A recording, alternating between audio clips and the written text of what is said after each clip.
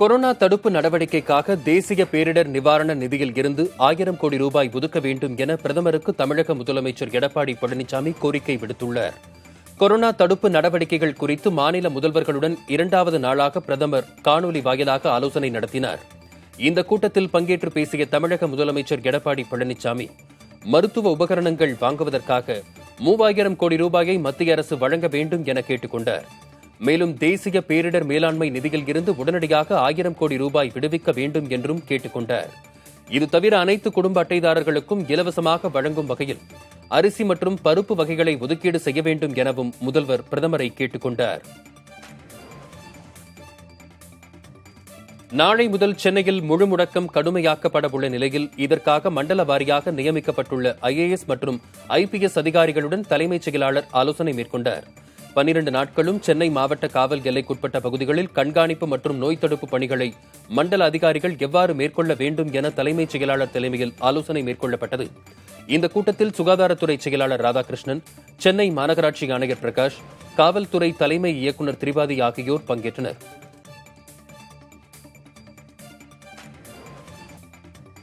தமிழக கோயில்களில் இந்த ஆண்டு முழுவதும் பிரசாதம் மற்றும் விபூதி வழங்கப்பட வாய்ப்பில்லை என இந்து சமய அறநிலையத்துறை அதிகாரிகள் தெரிவித்துள்ளனர். கொரோனா ஊரடங்கால் தமிழகத்தில் இன்னும் கோயில்கள் வழிபாட்டு தலங்களில் பக்தர்கள் அனுமதிக்கப்படுவது பற்றி அறிவிக்கப்படவில்லை. முதற்கட்டமாக வருகிற 30ஆம் தேதிக்கு பிறகு கிராமங்களிலும் சிறுநகரங்களிலும் உள்ள கோயில்களில் பக்தர்களை அனுமதிக்க வாய்ப்புள்ளதாகவும் அப்போது வழிகாட்டு நெறிமுறைகள் வழங்கப்படவிருப்பதாகவும் அதிகாரிகள் கூறியுள்ளனர். 65 வயதிற்கு மேற்பட்ட முதியோர் மற்றும் 10 வயதுக்குட்பட்ட சிறுவர்கள் கோயிலுக்குள் அனுமதிக்கப்பட மாட்டார்கள் என்றும் கூறப்பட்டுள்ளது. தமிழகத்தில் பள்ளிக்கல்வித்துறை சார்பில் நடத்தப்படும் நீட் தேர்வுக்கான ஆன்லைன் பயிற்சி வகுப்பை முதலமைச்சர் பழனிசாமி தொடக்கி வைத்தார். பள்ளிகள் திறக்கப்படாத நிலையில் மாணவர்கள் நீட் தேர்வை எதிர்கொள்ள இணையதளம் மூலம் பயிற்சி வழங்க தமிழக அரசு ஏற்பாடு செய்துள்ளது. இது தொடர்பாக கட்டணமில்லாமல் பயிற்சி வழங்கும் வகையில் இபாக்ஸ் என்ற நிறுவனத்துடன் பள்ளிக்கல்வித்துறை புரிந்துணர்வு ஒப்பந்தம் செய்துள்ளது. அதன்படி ஒவ்வொரு நாளும் இயற்பியல், வேதியியல், தாவரவியல் மற்றும் விலங்கியல் பாடங்களுக்கு தலா 1 மணி நேரம் பயிற்சி அளிக்கப்படுகிறது. பயிற்சி முடிந்தவுடன் அன்றைய தினமே 4 மணி நேரம் பயிற்சி தேர்வுகளும் நடத்தப்பட உள்ளன. இப்பயிற்சியை பெற 7420 மாணவர்கள் விண்ணப்பித்துள்ளனர்.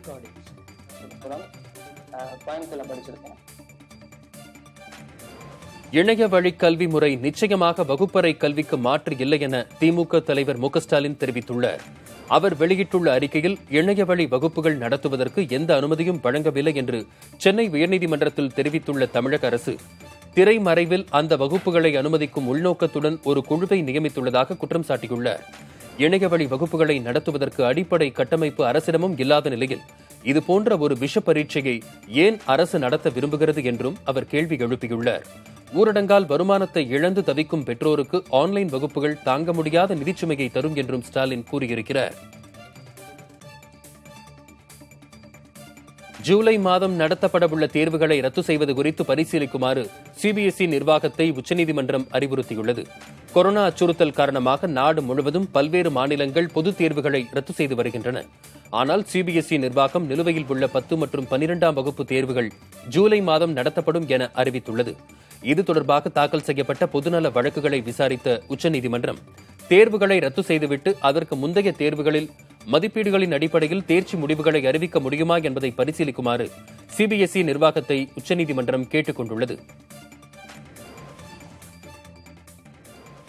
முருகனை சந்தித்து பேச நளினிக்கு அனுமதி வழங்கக் கோரி அவரது தாயார் சென்னை உயர்நீதிமன்றத்தில் மனு தாக்கல் செய்துள்ளார். ராஜீவ் கொலை வழக்கில் வேலூர் சிறையில் அடைக்கப்பட்டுள்ள நளினி மற்றும் முருகன் ஆகிய இருவரும் சிறை விதிகளின்படி 15 நாட்களுக்கு ஒருமுறை சந்தித்து பேச அனுமதி வழங்க வேண்டும். ஆனால் கடந்த 3 மாதங்களாக அவர்கள் இருவரும் சந்தித்து பேச சிறை அதிகாரிகள் அனுமதி மறுத்துள்ளனர். இதனையடுத்து ஜூன் 1ஆம் தேதி முதல் சிறையில் முருகன் உண்ணாவிரத போராட்டம் நடத்தி வருகிறார். சென்னை உள்ளிட்ட வட மாவட்டங்களில் இருந்து இ-பாஸ் இன்றி மதுரைக்கு வருவோர் கொரோனா தடுப்பு முகாமிற்கு அழைத்துச் செல்லப்படுவார்கள் என மாவட்ட ஆட்சியர் வினய் தெரிவித்துள்ளார். மேலூர் அருகேயுள்ள சோதனைச் சாவடியில் வினய் ஆய்வு மேற்கொண்டார். அப்போது மற்ற மாவட்டங்களில் இருந்து வந்த வாகனங்களை சோதனை செய்த அவர் அதிக பயணிகளை ஏற்றி வந்த தனியார் பேருந்துக்கு அபராதம் விதித்தார். பின்னர் செய்தியாளர்களிடம் பேசிய அவர், சென்னை உள்ளிட்ட வட மாவட்டங்களில் இருந்து இ-பாஸ் இல்லாமல் வருவோர் மீது வழக்கு பதிவு செய்யப்படும் என எச்சரித்தார். கொரோனா பாதிப்பு காரணமாக சிறையில் இருக்கும் கைதிகள் சிலருக்கு விடுப்பு வழங்கக் கோரிய மனுவை உயர்நீதிமன்ற மதுரை கிளை தள்ளுபடி செய்துள்ளது. சாதாரண வழக்குகளில் கைதானவர்கள், 10 ஆண்டுகள் சிறை தண்டனை முடித்தவர்கள், உடல் பாதிப்புகள் உள்ளவர்களை 2 மாதங்கள் வீடுகளுக்கு அனுப்பக் கோரி மனு தாக்கல் செய்யப்பட்டது. தற்போதைய சூழலில் இதுபோன்ற வழக்குகளை நீதிமன்றம் ஊக்குவிக்க இயலாது என கூறி நீதிபதிகள் அதை தள்ளுபடி செய்து உத்தரவிட்டனர். வேடந்தாங்கல் பறவைகள் சரணாலயத்தில் 5 கிலோமீட்டர் சுற்றளவு பரப்பு குறைக்கப்படுவதாக வெளியான தகவல்கள் முற்றிலும் தவறானவை என தமிழக அரசு விளக்கம் அளித்துள்ளது. செங்கல்பட்டு மாவட்டத்தில் உள்ள வேடந்தாங்கல் பறவைகள் சரணாலயத்தின் சுற்றளவை 40% அளவுக்கு குறைக்க தமிழக அரசு திட்டமிட்டிருப்பதாகவும், தனியார் மருந்து நிறுவனத்தின் வணிக நலனுக்காக பறவைகள் சரணாலய சுற்றளவை குறைப்பதாகவும் தகவல்கள் வெளியாகின. இந்நிலையில் அதற்கு மறுப்பு தெரிவித்துள்ள தமிழக அரசு, தொழிற்சாலையை விரிவுபடுத்தும் பணிக்கும் சரணாலயத்தை முறைப்படுத்தும் பணிக்கும் எந்தவித தொடர்பும் இல்லை என தெரிவித்திருக்கிறது. திருவண்ணாமலை மாவட்டத்திற்குள் அனுமதியின்றி நுழைந்த 410 பேர் மீது வழக்கு பதிவு செய்யப்பட்டுள்ளதாக ஆட்சியர் தெரிவித்துள்ளார். மண்டலங்கள் வாரியாக மாவட்டங்கள் பிரிக்கப்பட்டுள்ள நிலையில் திருவண்ணாமலை மாவட்டத்திற்கு இ-பாஸ் இன்றி யாரும் வரக்கூடாது என மாவட்ட ஆட்சியர் உத்தரவிட்டுள்ளார். இந்நிலையில் திருவண்ணாமலைக்கு உரிய அனுமதியின்றி 410 பேர் நுழைந்திருப்பது கிராம விஜிலன்ஸ் கமிட்டி மூலம் தெரியவந்திருக்கிறது. இதனையடுத்து அவர்கள் மீது வழக்கு பதிவு செய்யப்பட்டுள்ளதாகவும், அவர்கள் அனைவரும் கொரோனா பரிசோதனைக்கு உட்படுத்தப்பட்ட பின்னர் நடவடிக்கை எடுக்கப்படும் எனவும் மாவட்ட ஆட்சியர் தெரிவித்துள்ளார். பிரதமரின் பாராட்டை பெற்ற மதுரை சலூன் கடை உரிமையாளரின் மகள் நேத்ரா மாற்றுத்திறனாளி ஒருவருக்கு நிதியுதவி செய்துள்ளார். மதுரை அண்ணாநகர் பகுதியில் சலூன் கடை நடத்தி வரும் மோகன் தனது மகளான நேத்ராவின் ஆசைப்படி பொது முடக்கத்தால் பாதிக்கப்பட்ட ஏழைகளுக்கு நிவாரணப் பொருட்களை வழங்கினர். மனதின் குரல் நிகழ்ச்சியில் சலூன் கடை உரிமையாளர் மோகனை பிரதமர் மோடி பாராட்டிய நிலையில் அவரது மகளான நேத்ரா ஐநாவின் அங்கீகாரம் பெற்ற UNABAP என்ற அமைப்பின் ஏழை மக்களுக்கான நல்லெண்ண தூதராக அறிவிக்கப்பட்டார். பின்னர் நேத்ராவின் சேவையை பாராட்டி பலரும் அவருக்கு அன்பளிப்புகளை வழங்கி வந்தனர். அதன் மூலமாக கிடைத்த சுமார் 25,000 ரூபாய் தொகையை வறுமையில் வாடி வரும் திண்டுக்கல்லைச் சேர்ந்த மாற்றுத்திறனாளி முருகேசனுக்கு நேத்ரா வழங்கியுள்ளார். மத்திய பிரதேசத்தில் குதிரையில் திருமண ஊர்வலம் சென்ற பட்டியலினத்தைச் சேர்ந்த மணமகன் மற்றும் அவரது குடும்பத்தினர் மீது தாக்குதல் நடத்தப்பட்டுள்ளது. மத்திய பிரதேச மாநிலம் சத்தர்பூர் மாவட்டத்தில் உள்ள சப்பார் கிராமத்தில் பட்டியலினத்தைச் சேர்ந்த குடும்பத்தினரின் திருமணம் நடைபெற்றது. அப்போது மாப்பிள்ளை அழைப்புக்காக குதிரையில் ஊர்வலம் வந்த மணமகன், அவரது குடும்பத்தினர் மற்றும் குதிரையின் உரிமையாளர் மீது தாக்குதல் நடத்தப்பட்டுள்ளது. இதுகுறித்து காவல்துறையினர் வழக்கு பதிவு செய்து விசாரணை மேற்கொண்டு வருகின்றனர்.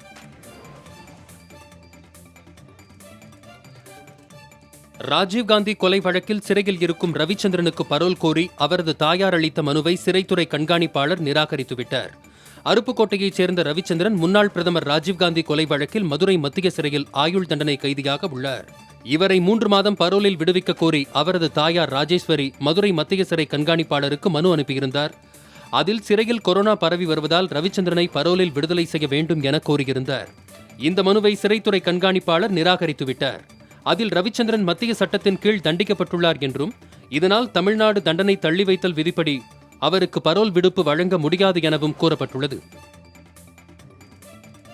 நீதி கட்சியின் முக்கிய தலைவர்களில் ஒருவரான ஏ.டி. பன்னீர்செல்வத்திற்கு மணிமண்டபம் அமைக்க அடிக்கல் நாட்டியமைக்காக முதலமைச்சர் பழனிசாமிக்கு பாரிவேந்தர் எம்பி நன்றி கூறியுள்ளார். திராவிட இயக்க வைரத்தூண் என்று அழைக்கப்படும் ஏ.டி. பன்னீர்செல்வத்திற்கு திருச்சியில் மணிமண்டபம் அமைக்க கடந்த 2018ஆம் ஆண்டு முதலமைச்சர் பழனிசாமியிடம் பாரிவேந்தர் எம்பி கோரிக்கை விடுத்திருந்தார். அதன் விளைவாக ஏ.டி. பன்னீர்செல்வத்திற்கு மணிமண்டபம் அமைக்கப்படும் என்று சட்டப்பேரவையில் முதலமைச்சர் அறிவித்தார். இந்நிலையில் ஏ.டி. பன்னீர்செல்வத்தின் மணிமண்டபத்திற்கு காணொலி காட்சி மூலமாக அடிக்கல் நாட்டிய முதலமைச்சருக்கு பெரம்பலூர் தொகுதி நாடாளுமன்ற உறுப்பினர் பாரிவேந்தர் நன்றி கூறியுள்ளார்.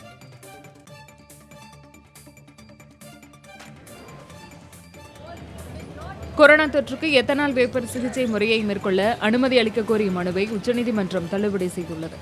இந்திய மருத்துவ ஆராய்ச்சி கவுன்சில் இதுகுறித்து அணுகிய போதும் எந்தவித முடிவும் எடுக்கப்படாமல் இருப்பதாக தமிழகத்தை சேர்ந்த சந்திரசேகரன் என்பவர் மனுவை தாக்கல் செய்துள்ளார். ஆனால் இந்த விவகாரத்தில் உச்சநீதிமன்றம் தலையிட முடியாது என கூறி மனுவை தள்ளுபடி செய்து நீதிபதி உத்தரவிட்டார். சென்னையிலிருந்து தேனி வந்த பெண்ணை கொரோனா அச்சம் காரணமாக அவருடைய குடும்பத்தினரை வீட்டை விட்டு வெளியேற்றிய சம்பவம் அதிர்ச்சியை ஏற்படுத்தியுள்ளது. அல்லி நகரத்தை சேர்ந்த பெண் ஒருவர் சென்னையில் உள்ள தன்னுடைய மகளின் வீட்டிற்கு சென்றுவிட்டு வீடு திரும்பியுள்ளார். இந்நிலையில் கொரோனா அச்சம் காரணமாக அந்த பெண்ணை வீட்டிற்குள் அனுமதிக்காமல் அவருடைய குடும்பத்தினரை வெளியேற்றியுள்ளனர். இதனை அடுத்து மருத்துவமனைக்கு சென்று பரிசோதனை எடுத்துக்கொண்ட அந்த பெண் பரிசோதனை முடிவுகள் வரும் வரை வீட்டிற்கு அருகே உள்ள மலைப்பகுதியில் வசித்து வந்துள்ளார். இந்நிலையில் அந்த பெண்ணிற்கு கொரோனா பாதிப்பு உறுதியானதை அடுத்து அவரை தேடி சுகாதாரத்துறையினர் அவருடைய வீட்டிற்கு சென்றுள்ளனர். அப்போது பெண்ணை வீட்டை விட்டு விரட்டிய சம்பவம் தெரியவந்துள்ளது.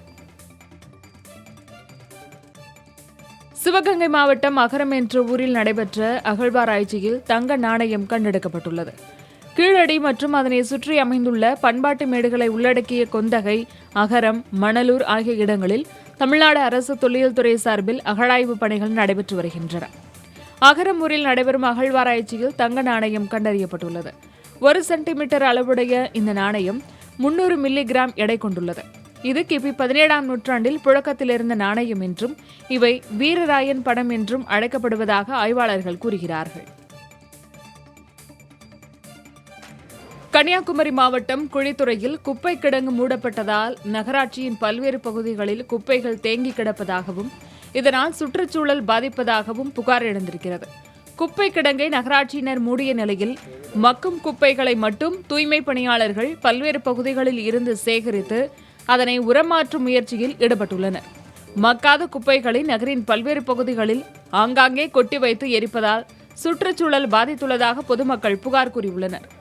இதுகுறித்து நகராட்சி ஆணையாளர் மூர்த்தியிடம் கேட்டபோது பதிலளிக்க மறுத்துவிட்டார்.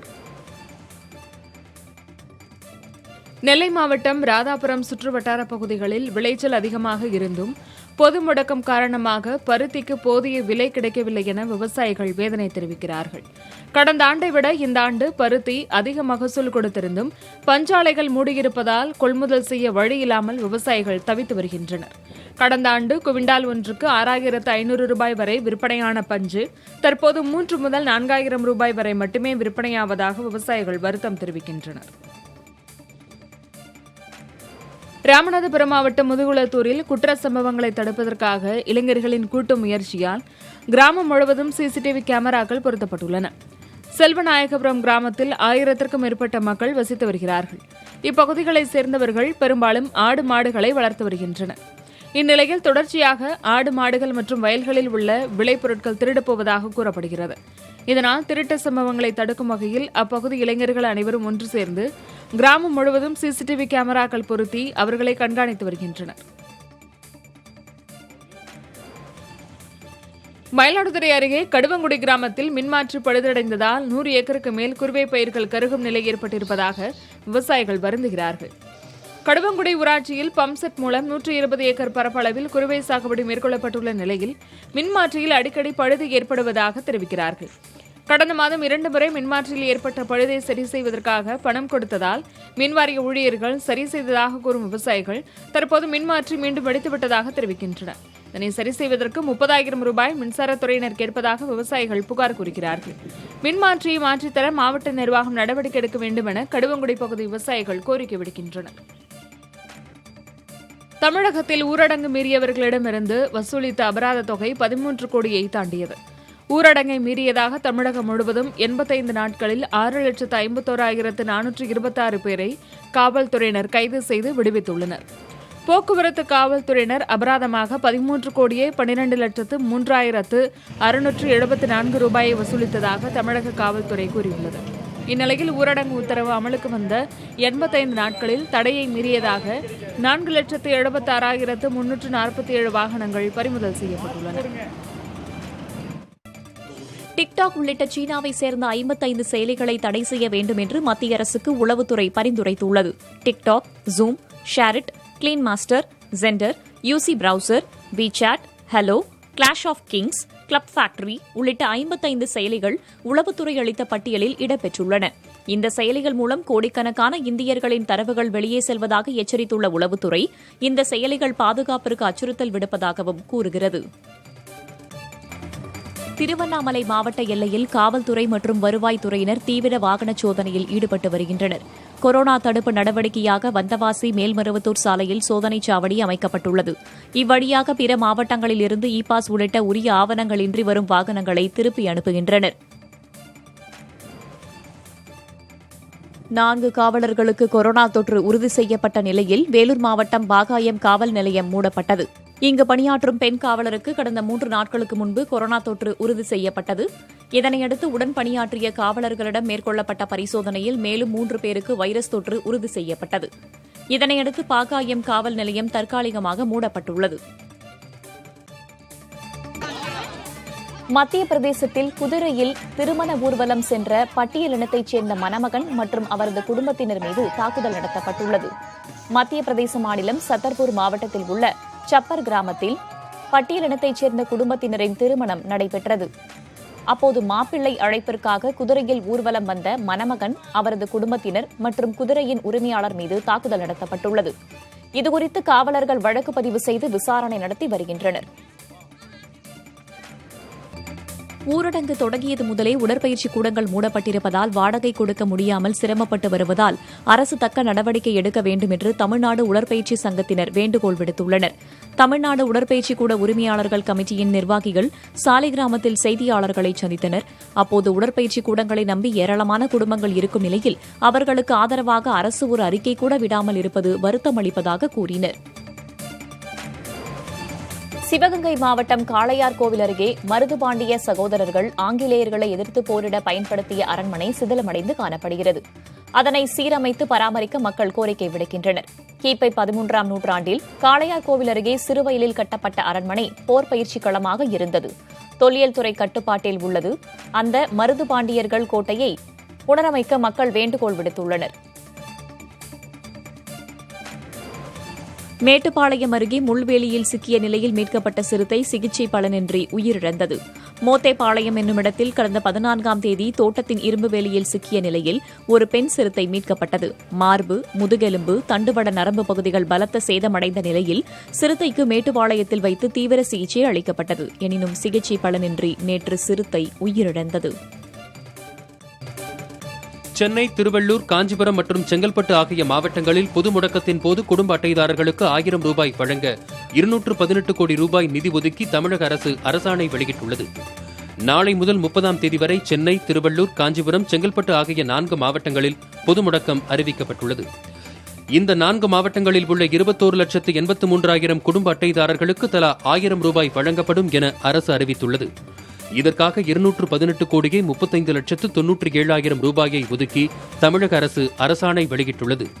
22ஆம் தேதி முதல் 26ஆம் தேதிக்குள் 1000 ரூபாயை வீடுகளுக்கே சென்று வழங்கிட தமிழக அரசு உத்தரவிட்டுள்ளது. நாமக்கல் மாவட்டத்திற்குள் போலி இ-பாஸ் மூலம் வருவோர் மீது பேரிடர் மேலாண்மை மற்றும் தொற்றுநோய் சட்டத்தின் கீழ் வழக்கு பதிவு செய்யப்படுகிறது.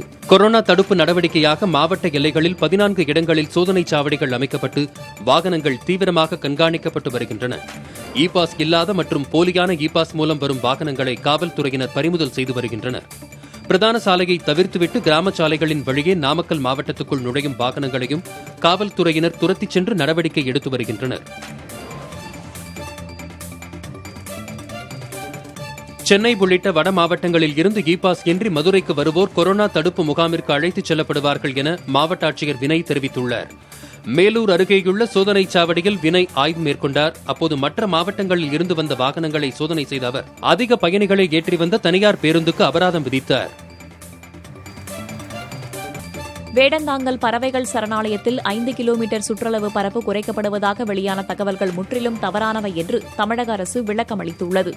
செங்கல்பட்டு மாவட்டத்தில் உள்ள வேடந்தாங்கல் பறவைகள் சரணாலயத்தின் சுற்றளவை 40% அளவுக்கு குறைக்க தமிழக அரசு திட்டமிட்டு வருவதாகவும், தனியார் மருந்து நிறுவனத்தின் வணிக நலனுக்காக பறவைகள் சரணாலய சுற்றளவை குறைப்பதாகவும் தகவல்கள் வெளியாகியிருந்தன. இந்நிலையில் அதற்கு மறுப்பு தெரிவித்திருக்கும் தமிழக அரசு தொழிற்சாலையை விரிவுபடுத்தும் பணிக்கும் சரணாலயத்தை முறைப்படுத்தும் பணிக்கும் எவ்வித தொடர்பும் இல்லை என்று தெரிவித்துள்ளது.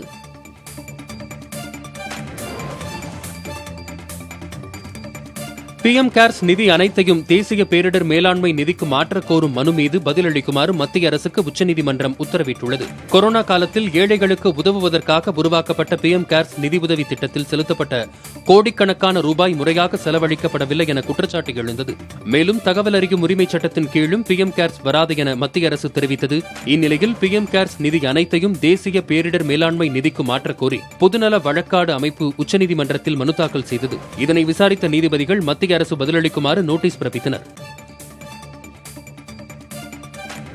கன்னியாகுமரி மாவட்டம் பத்துகாணி பகுதியில் அரசு மருத்துவமனை செவிலி ஒருவர் மூலம் 4 பேருக்கு கொரோனா வைரஸ் பரவியுள்ளது. களியக்காவிளை சோதனைச் சாவடி மருத்துவ முகாமில் பணியாற்றிவிட்டு மருத்துவமனை பணிக்கு திரும்பிய அந்த செவிலிக்கு கடந்த 12ஆம் தேதி தொற்று உறுதி செய்யப்பட்டது. இதனையடுத்து அவரோடு தொடர்பில் இருந்த 15 பேருக்கு பரிசோதனை செய்யப்பட்டதில் 4 பேருக்கு கொரோனா தொற்று உறுதியாகியுள்ளது. இதனால் குறிப்பிட்ட காலம் மருத்துவமனைக்கு வந்து சென்றவர்களுக்கு பரிசோதனை செய்ய வேண்டும் என மக்கள் கோரிக்கை விடுத்துள்ளனர்.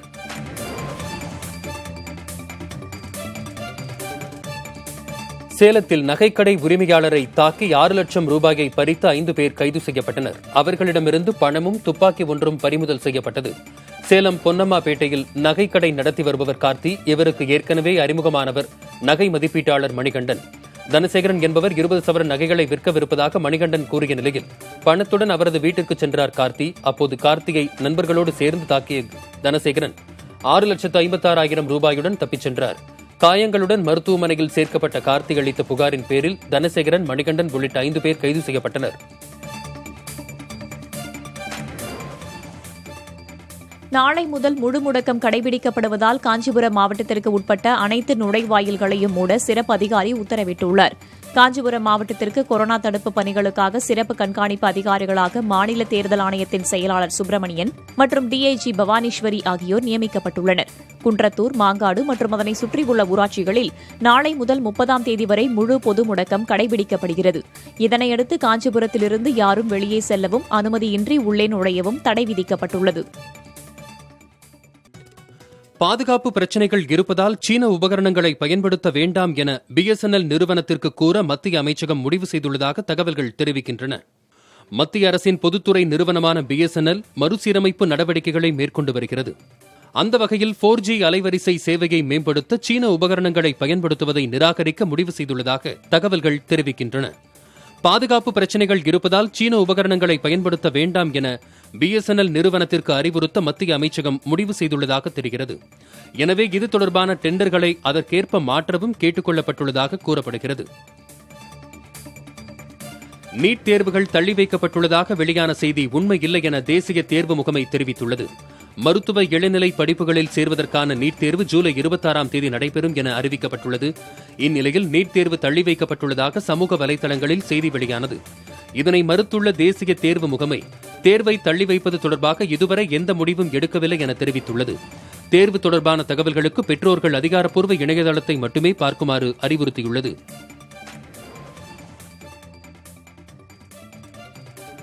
எதற்கும் தற்கொலை தீர்வாகாது, மனபலம் கொண்டு எந்த நிலையில் இருந்தும் எழுந்து நின்று விடலாம் என நடிகர் சிலம்பரசன் தெரிவித்துள்ளார். நடிகர்களான டாக்டர் சேது, சிரஞ்சீவி சர்ஜா, சுஷாந்த் சிங் ராஜ்புத் ஆகியோரின் இழப்புக்கு இரங்கல் தெரிவித்துள்ள சிலம்பரசன் தனது நெருங்கிய நண்பர்களான 3 பேரின் மறைவை சினிமாவுக்கான இழப்பாக பார்ப்பதாக கூறியிருக்கிறார். சுஷாந்த் திரைப்படம் வெற்றியடைய வேண்டும் என்றும் இறப்பு ஒரு கலைஞரின் வெற்றியை நிறுத்திவிடாது என்பதை உலகறிய செய்ய திரையரங்கில் படம் வெளியாக வேண்டும் என்றும் அவர் விருப்பம் தெரிவித்துள்ளார்.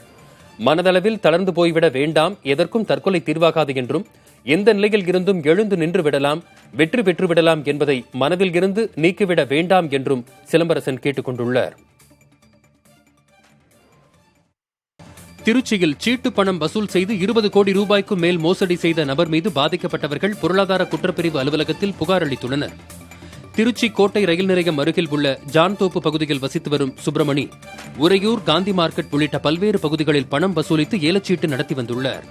குறிப்பிட்ட காலம் முடிந்த பின்பு அந்த தொகையை ஏலத்தின் மூலம் பெற்றுக்கொள்ளலாம் என அவர் கூறியுள்ளார்.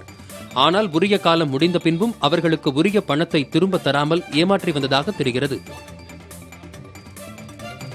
சிவகங்கை மாவட்டம் காளையார்கோவில் அருகே மருதுபாண்டிய சகோதரர்கள் ஆங்கிலேயர்களை எதிர்த்து போரிட பயன்படுத்திய அரண்மனை சிதிலமடைந்துள்ளது. அதனை சீரமைத்து பராமரிக்க மக்கள் கோரிக்கை விடுத்துள்ளனர். கிபி 13ஆம் நூற்றாண்டில் காளையார்கோவில் அருகே சிறுவயலில் கட்டப்பட்ட அரண்மனை போர் பயிற்சி களமாக இருந்தது. தொல்லியல் துறை கட்டுப்பாட்டில் உள்ள மருதுபாண்டியர்கள் கோட்டையை புனரமைக்க மக்கள் கோரிக்கை விடுத்துள்ளனர். செங்கல்பட்டு மாவட்டத்தில் முழு முடக்கத்தை மீறி செயல்பட்ட விடுதிக்கு வருவாய்த்துறை அதிகாரிகள் சீல் வைத்தனர். முழு முடக்கம் அமலில் இருப்பதால் மாமல்லபுரத்தில் உள்ள தங்கும் விடுதிகளை திறக்க அரசு இதுவரை அனுமதி வழங்கவில்லை. இந்நிலையில் கிழக்கு கடற்கரை சாலையில் உள்ள ஒரு தனியார் விடுதி ஒன்று அறையை வாடகைக்கு விட்டது காவல்துறை விசாரணையில் தெரியவந்துள்ளது. இதனையடுத்து விடுதியில் தங்கியிருந்த இளைஞர் மற்றும் ஒரு இளம்பெண்ணை காவலர்கள் அழைத்துச் சென்று அவர்கள் வந்த இருசக்கர வாகனத்தையும் பறிமுதல் செய்தனர். விடுதி மேலாளர் மைக்கேல் தாஸ் மீது வழக்கு பதிவு செய்யப்பட்டு விடுதிக்கும் சீல் வைக்கப்பட்டது. சென்னையில் கடந்த 12 நாட்களில் 1 லிட்டர் டீசலின் விலை 6 ரூபாயும் பெட்ரோலின் விலை 5 ரூபாய்க்கு மேலாகவும் அதிகரித்துள்ளது. இன்றைய நிலவரப்படி பெட்ரோல் விலை லிட்டருக்கு 46 காசுகள் விலை உயர்ந்து 81 ரூபாய் 32 காசுகளுக்கும், டீசல் விலை லிட்டருக்கு 54 காசுகள் விலை அதிகரித்து 74 ரூபாய் 23 காசுகளுக்கும் விற்கப்படுகிறது. கடந்த 12 நாட்களில் பெட்ரோல் விலை லிட்டருக்கு 5 ரூபாய் 78 காசுகளும், டீசல் விலை லிட்டருக்கு 6 ரூபாய் 1 காசும் உயர்ந்துள்ளது. பெட்ரோல் டீசல் விலை அதிகரிப்பால் அத்தியாவசிய பொருட்களின் விலை உயர வாய்ப்பிருப்பதாக பொதுமக்கள் அச்சம் தெரிவிக்கின்றனர்.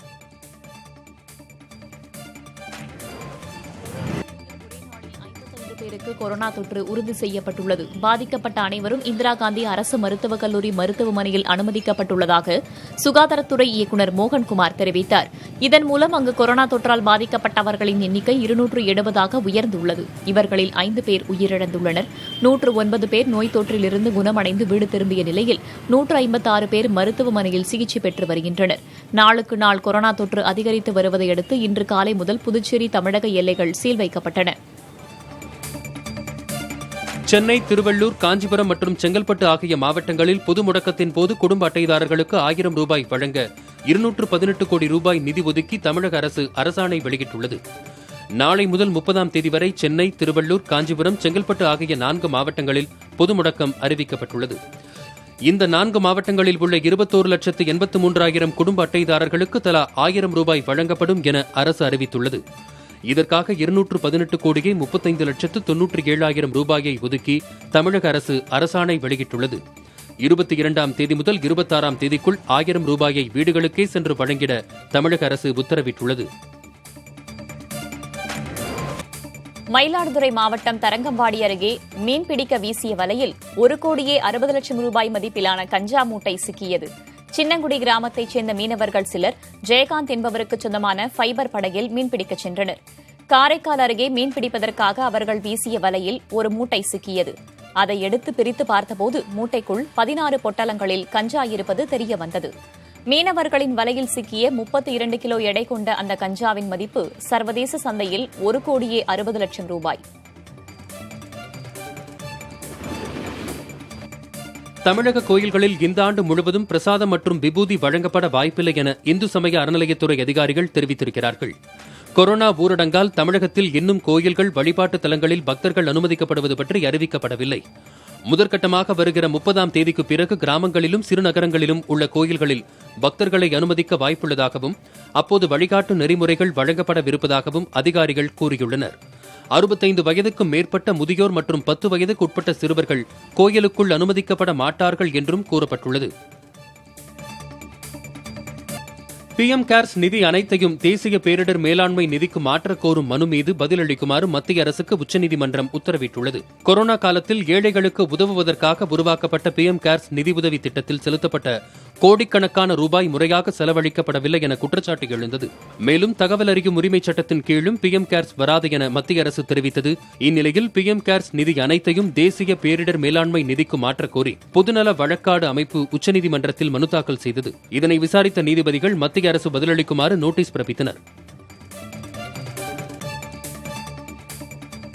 அமெரிக்க அதிபர் டிரம்ப் வரவிருக்கும் அதிபர் தேர்தலுக்கு உதவுமாறு சீன அதிபர் ஷி ஜின்பிங்கிடம் உதவி கேட்டதாக முன்னாள் தேசிய பாதுகாப்பு ஆலோசகர் ஜான் போல்டன் தான் எழுதிய புத்தகத்தில் குறிப்பிட்டுள்ளார்.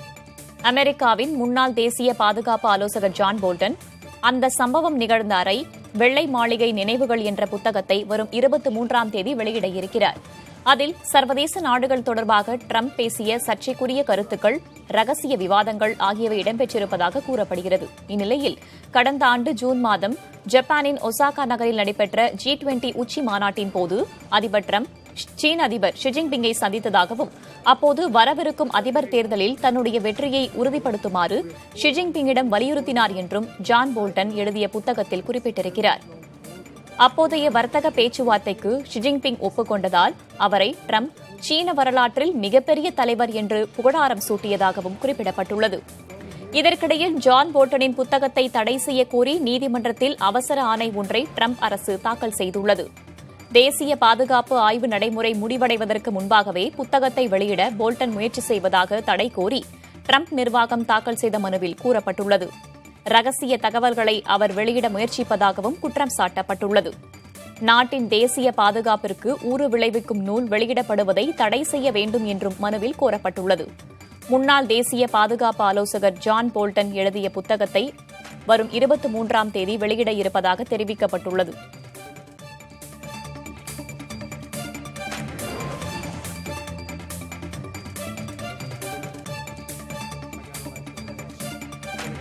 அமெரிக்காவின் முன்னாள் தேசிய பாதுகாப்பு ஆலோசகர் ஜான் போல்டன் எழுதியிருக்கும் புத்தகம் முற்றிலும் பொய்களால் புனையப்பட்டது என்று அதிபர் டிரம்ப் குற்றம் சாட்டியுள்ளார்.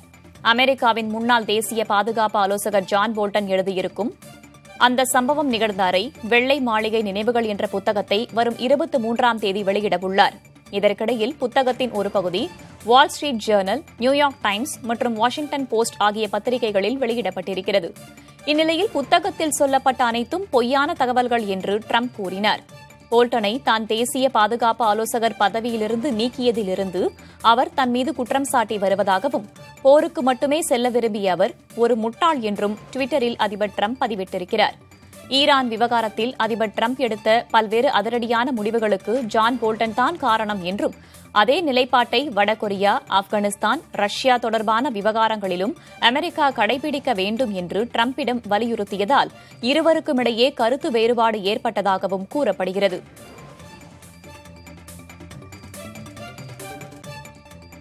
உலக புகழ்பெற்ற சிதம்பரம் நடராஜர் கோவில் ஆனி திருமஞ்சன மகோற்சவ கொடியேற்றம் பல்வேறு கட்டுப்பாடுகளுடன் நாளை நடைபெறவுள்ளது. கொரோனா தடுப்பு நடவடிக்கையாக 150 தீட்சிதர்களுக்கு மட்டுமே அனுமதி வழங்கப்பட்டுள்ளது. திருவடைச்சான் தேரோட்டம், நடராஜர் தேரோட்டம் மற்றும் வரும் 28ஆம் தேதி நடைபெறும் திருமணஞ்சத்திற்கும் பக்தர்களுக்கு அனுமதி இல்லை என தெரிவிக்கப்பட்டுள்ளது. திண்டுக்கல் மாவட்டம் வத்தலக்குண்டு அருகே விளைவிக்கப்பட்ட கத்திரிக்காய்க்கு உரிய விலை கிடைக்கவில்லை என விவசாயிகள் வேதனை தெரிவிக்கின்றனர். பொது முடக்கம் காரணமாக கத்திரிக்காய்களை வெளி மாவட்டங்கள் மற்றும் வெளி மாநிலங்களுக்கு எடுத்துச் செல்ல முடியாததால் 30 கிலோ எடை உள்ள ஒரு மூட்டை கத்திரிக்காய் 100 ரூபாய்க்கு விற்பதால் பறிக்கும் கூலிக்கு கூட கட்டுப்படியாகவில்லை என வருந்துகின்றனர். இதனால் பல விவசாயிகள் கத்திரிக்காய்களை பறித்து மாடுகளுக்கு தீவனமாக கொடுக்கும் நிலை உள்ளதாக வருந்துகின்றனர். மதுரையில் மது போதையில் சாலையில் படுத்து அட்டகாசம் செய்த நபரால் போக்குவரத்து நெரிசல் ஏற்பட்டு வாகன ஓட்டிகள் கடும் அவதிக்குள்ளாயினர்.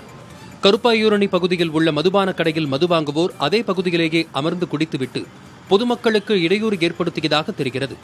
இந்நிலையில் கருப்பாயூரணி சாலையில் படுத்துக்கொண்டு இளைஞர் ஒருவர் செய்த அட்டூழியத்தால் அந்த பகுதியில் கடும் வாகன நெரிசல் ஏற்பட்டது. பொது முடக்கத்தால் சிறு மற்றும் கிராமப்புற தொழில்களுக்கு ஏற்பட்ட பாதிப்புகளில் இருந்து மீண்டு வர ISRP எக்ஸ்போ என்ற அமைப்பு சில ஆலோசனைகளை வழங்கியுள்ளது. புதிய தலைமுறை அறக்கட்டளையின் ஒரு அங்கமான ISRP எக்ஸ்போ அமைப்பு சிறு மற்றும் கிராமப்புற தொழில் முனைவோர் மற்றும் தொழிலாளர்கள் ஆகியோரிடம் ஆய்வு மேற்கொண்டது.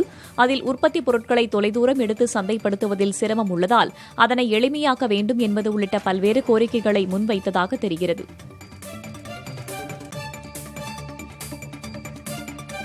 கிருஷ்ணகிரி மாவட்டம் ஓசூரில் உள்ள கோவிலில் கொள்ளை முயற்சியில் ஈடுபட்ட 17 வயது சிறுவன் உள்பட 3 பேரை காவல்துறையினர் கைது செய்துள்ளனர். ஓசூரில் உள்ள பிரசித்தி பெற்ற சந்திரசூடேஸ்வரர் கோவிலில் கடந்த 2ஆம் தேதி புகுந்த கும்பல் ஒன்று கோவிலின் உண்டியலை உடைத்து கொள்ளை முயற்சியில் ஈடுபட்டது. அப்போது அங்கிருந்த காவலாளி கோவிலுக்குள் வந்ததால் உடனடியாக அவர்கள் தப்பி ஓடினர். இதுகுறித்து காவல்துறையினர் நடத்திய விசாரணையில் கொள்ளை முயற்சியில் ஈடுபட்ட உத்தனப்பள்ளியைச் சேர்ந்த 17 வயது சிறுவன் உள்பட 3 பேரை கைது செய்து விசாரணை நடத்தி வருகின்றனர். திருச்சி மாவட்டத்தில் நூதன திருட்டில் ஈடுபட்ட போலி மருத்துவரை காவல்துறையினர் கைது செய்தனர். முசிறி அருகே குளித்தலை பெரியார் பாலத்தில் இருசக்கர வாகனத்தில் வந்த நபரிடம் காவல்துறையினர் நடத்திய விசாரணையில் அவர் கரூர் மாவட்டத்தைச் சேர்ந்த முத்துகிருஷ்ணன் என்றும், காட்டுப்புதூர், முசிறி, துறையூர் உள்ளிட்ட பகுதிகளில் 9 இடங்களில் மருத்துவர் போல் நடித்து நூதன முறையில் 32 பவுன் நகைகள் மற்றும் பணம் உள்ளிட்டவற்றை திருடிச் சென்றதும் கண்டுபிடிக்கப்பட்டது. தொடர்ந்து முத்துகிருஷ்ணனை கைது செய்த காவல்துறையினர் அவரிடமிருந்து 32 சவரன் தங்க நகைகள் மற்றும் 45,000 ரூபாய் பணத்தை பறிமுதல் செய்தனர். பொதுமக்கள் நலன் கருதி வேலூர் மாநகராட்சியில் சில இடங்களில் இயங்கும் கடைகளை மறு உத்தரவு வரும் வரை மூடுவதற்கு மாவட்ட ஆட்சியர் உத்தரவிட்டுள்ளார். வேலூரில் நேதாஜி மார்க்கெட், மண்டித்தெரு பகுதிகளில் நாளுக்கு நாள் கொரோனா தொற்று அதிகரித்து வருகிறது. இதை கவனத்தில் கொண்டு நேதாஜி மார்க்கெட், மண்டித்தெரு, லாங் பஜார், சாரதி மாளிகை ஆகிய பகுதிகளில் உள்ள அனைத்து கடைகளையும் மூடுவதற்கு மாவட்ட ஆட்சியர் சண்முகசுந்தரம் உத்தரவிட்டுள்ளார். கொரோனா நோயாளிகளுக்கு டெக்ஸாமெதாசோன் மருந்து நல்ல பலனளிப்பதாக வெளியான முடிவுகளுக்கு உலக சுகாதார அமைப்பு வரவேற்பு தெரிவித்துள்ளது. எனினும் கூடுதல் ஆய்வுகளை மேற்கொண்ட பின்னரே இந்த மருந்து பயன்பாடு குறித்து உறுப்பு நாடுகளுக்கு அறிவுறுத்த முடியும் எனவும் தெரிவிக்கப்பட்டுள்ளது. கொரோனா வைரஸால் பாதிக்கப்பட்டு மருத்துவமனைகளில் உயிருக்கு ஆபத்தான நிலையில் வெண்டிலேட்டர்களில் இருந்தவர்களுக்கு டெக்ஸாமெதாசோன் மருந்தை கொடுத்தபோது இறப்பு விகிதம் 1/3 பங்காக குறைந்ததாக பிரிட்டன் ஆக்ஸ்போர்ட் பல்கலைக்கழக ஆய்வாளர்கள் தெரிவித்திருந்தனர். புதிய தலைமுறை செய்தி எதிரொலியாக கொடைக்கானல் புதுப்புத்தூர் கிராமத்தில் 10 லட்சம் ரூபாய் செலவில் தண்ணீர் தொட்டிகள் அமைக்கப்பட்டு குடிநீர் விநியோக பணிகள் தொடங்கின. புதுப்புத்தூர் கிராமத்தில் மக்கள் பல மாதங்களாக தண்ணீரின்றி தவித்து வருவது குறித்து புதிய தலைமுறையில் செய்தி வெளியானது. இதனையடுத்து மாவட்ட நிர்வாகம் சார்பில் குடிநீர் விநியோகம் செய்ய நடவடிக்கை எடுக்கப்பட்டது. அப்பகுதியில் 3 இடங்களில் ஆழ்துளை கிணற்றுகள் அமைத்து அங்கிருந்து தண்ணீர் தொட்டிகள் மூலமாக தண்ணீர் விநியோகிக்க ஏற்பாடு செய்யப்பட்டுள்ளது. விழுப்புரத்தில் வீட்டு வாசலில் உறங்கிக் கொண்டிருந்த மூதாட்டியிடம் தங்கச்சங்கிலியை பறிக்க முயன்ற 3 இளைஞர்கள் கைது செய்யப்பட்டனர். அரகண்டநல்லூர் அருகே உள்ள வீரபாண்டி கிராமத்தில் வீட்டின் முன் கட்டிலில் படுத்து உறங்கிக் கொண்டிருந்த சிவகாமி எனும் மூதாட்டியின் கழுத்தில் இருந்த 3 பவுண்ட் நகையை அதே பகுதியைச் சேர்ந்த 3 பேர் பறிக்க முற்பட்டனர். மூதாட்டி கூச்சலிடவே இளைஞர்கள் தப்பியோடினர். பின்னர் அப்பகுதியில் பூட்டியிருந்த ஊராட்சி ஒன்றிய நடுநிலைப் பள்ளியில் மறைந்திருந்த அவர்கள் கைது செய்யப்பட்டனர். மயிலாடுதுறை மாவட்டம் சீர்காழியில் தனியார் சவுடுமண் குவாரியால் நிலத்தடி நீர் பாதிக்கப்படுவதாக கூறி போராட்டத்தில் ஈடுபட்ட பெண்கள் கைது செய்யப்பட்டனர். நெப்பத்தூர் கிராமத்தில் செயல்பட்டு வரும் தனியார் சவுடுமண் குவாரியால் நிலத்தடி நீர்மட்டம் வெகுவாக பாதிக்கப்படுவதாகவும் லாரிகள் தினமும் செல்வதால் ஏற்படும் மாசு காரணமாக பொதுமக்களுக்கு சுவாசக் கோளாறு ஏற்படுவதாகவும் பொதுமக்கள் குற்றம் சாட்டுகின்றனர். குவாரியை உடனடியாக மூட வலியுறுத்தி அப்பகுதி பெண்கள் போராட்டத்தில் ஈடுபட்டனர். பேச்சுவார்த்தை நடத்தியும் சமாதானமாகாததால் போராட்டத்தில் ஈடுபட்ட பெண்களை காவல்துறையினர் கைது செய்தனர். தமிழக கோயில்களில் இந்த ஆண்டு முழுவதும் பிரசாதம் மற்றும் விபூதி வழங்கப்பட வாய்ப்பில்லை என இந்து சமய அறநிலையத்துறை அதிகாரிகள் தெரிவித்திருக்கிறார்கள். கொரோனா ஊரடங்கால் தமிழகத்தில் இன்னும் கோயில்கள் வழிபாட்டு தலங்களில் பக்தர்கள் அனுமதிக்கப்படுவது பற்றி அறிவிக்கப்படவில்லை. முதற்கட்டமாக வருகிற 30ஆம் தேதிக்கு பிறகு கிராமங்களிலும் சிறுநகரங்களிலும் உள்ள கோயில்களில் பக்தர்களை அனுமதிக்க வாய்ப்புள்ளதாகவும் அப்போது வழிகாட்டு நெறிமுறைகள் வழங்கப்படவிருப்பதாகவும் அதிகாரிகள் கூறியுள்ளனர். 65 வயதுக்கும் மேற்பட்ட முதியோர் மற்றும் 10 வயதுக்கு உட்பட்ட சிறுவர்கள் கோயிலுக்குள் அனுமதிக்கப்பட மாட்டார்கள் என்றும் கூறப்பட்டுள்ளது. திண்டுக்கல் மாவட்டம் கொடைக்கானல் அருகே ஏரிகளில் குடிமராமத்து பணிகள் நடைபெற்றதால் தற்போது முழு கொள்ளளவை எட்டியுள்ளன. கொடைக்கானல் மேல்மலை கூக்கால் கிராமத்தில் உள்ள 2 ஏரிகளிலும் கடந்த ஆண்டு குடிமராமத்து செய்யப்பட்டு பணிகள் தற்போது நிறைவடைந்தன. அதன் பின்னர் ஏரியில் நீர் பெருகத் தொடங்கி சமீபத்தில் முழு கொள்ளளவை எட்டியுள்ளன. இந்த ஏரிகள் மூலம் சுமார் 3000 ஏக்கர் பரப்பளவு நிலங்கள் முழுவதுமாக பாசன வசதி பெறும் என விவசாயிகள் மகிழ்ச்சி தெரிவிக்கின்றனர். நீர்பிடிப்பு பகுதிகளில் மழை இல்லாததால் தேனி மாவட்டத்தில் உள்ள சோத்துப்பாறை அணையின் நீர்மட்டம் வெகுவாக குறைந்ததால் குடிநீர் தட்டுப்பாடு ஏற்படும் அபாயம் இருப்பதாக பொதுமக்கள் தெரிவித்துள்ளனர். 126 அடி கொண்ட அணையின் நீர்மட்டம் தற்போது 60 அடியாக குறைந்துள்ளது. குடிநீர் தட்டுப்பாடு ஏற்படும் முன்னர் மாற்று ஏற்பாடுகளை செய்ய வேண்டும் என பொதுமக்கள் கோரிக்கை விடுத்துள்ளனர். கிருஷ்ணகிரி மாவட்டம் போச்சம்பள்ளியில் இயங்கி வரும் மண்டிகளில் வீணாகும் மாம்பழங்களை சந்தை வளாகத்தில் கொட்டிச் செல்வதால் சுகாதார சீர்கேடு ஏற்படுவதாக பொதுமக்கள் குற்றம் சாட்டுகின்றனர். தற்காலிக மண்டிகளில் சேதமடைந்த மற்றும் அழுகிய மாம்பழங்களை தனியாக பிரித்து அவற்றை பைகளில் நிரப்பி போச்சம்பள்ளி வாரச்சந்தையில் வீசிச் செல்வது தொடர்கதையாக உள்ளதாக பொதுமக்கள் கூறுகின்றனர். பழங்கள் அழுகி துர்நாற்றம் வீசுவதாகவும் இதனால் சுகாதார சீர்கேடு ஏற்படுவதாகவும் வடமலம்பட்டி பகுதி மக்கள் குற்றம் சாட்டுகின்றனர். கடலூர் மாவட்டம் சேத்தியாத்தோப்பு அருகே 300க்கும் மேற்பட்ட மாடுகளுக்கு அம்மை நோய் தாக்கியுள்ளதால் சிறப்பு மருத்துவ முகாம் அமைக்க வேண்டும் என விவசாயிகள் கோரிக்கை விடுக்கின்றனர். அகரம் ஆலம்பாடி, வீரமுடையானத்தம், முகுந்தேரியன் குப்பம் உள்ளிட்ட கிராமங்களில் 300க்கும் மேற்பட்ட மாடுகளுக்கு கழுத்து வயிற்று பகுதிகளில் பெரிய அளவு கொப்பளங்கள் காணப்படுவதோடு காய்ச்சலும் ஏற்பட்டுள்ளது. ஒரே குடும்பத்தில் நூற்றுக்கணக்கான மாடுகள் பாதிப்புக்குள்ளாகியுள்ள நிலையில் சிறப்பு முகாம்கள் அமைத்து வாயில்லா ஜீவன்களை காக்க வேண்டும் என விவசாயிகள் கோரிக்கை விடுத்துள்ளனர். தேனி மாவட்டம் பெரியகுளம் வடகரை பகுதியில் உடைப்பை சரி செய்ய முடியாததால் குளங்களில் தண்ணீரை தேக்கி வைக்க முடியாத நிலை ஏற்பட்டுள்ளதாக விவசாயிகள் கூறுகிறார்கள்.